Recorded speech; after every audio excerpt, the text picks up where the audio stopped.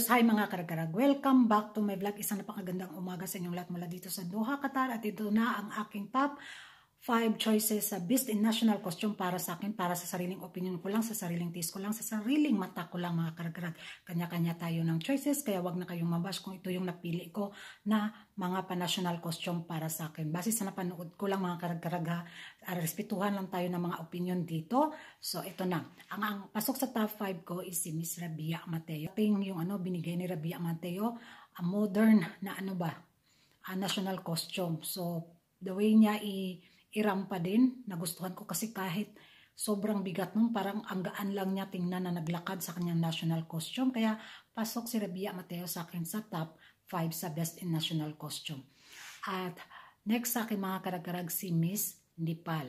Nakita niyo yung national costume ni Miss Nepal. Alam kong vocal ako dati pa na gusto ko yung pa-national costume ni Miss Nepal, which is ito yung concept niya na Mount Everest, na mga hikers sa Mount Everest pala, na ang ganda ng pagkaisip nila, ang ganda din ng performance ni Miss Nepal, kaya pasok siya sa akin sa top 4, ang costume ni Miss Nepal. Next mga karag-karag is si Miss Panama. Alam niyo na favorite ko yung pa-national costume ni Miss Panama nung ni-reveal pa niya, dahil kakaiba din yung national costume niya, hindi common, at hindi rin ako binigo ni Miss Panama dahil na-execute niya, na-perform talaga niya ng malinis yung pabarko niya ba, paangkla, mangisda ba, o rambol, diba? Ang ganda, kaya pasok siya sa top 3 ko mga karag-karag, si Miss Panama. Top 2 ko mga karag-karag, walang iba kundi si Miss Peru.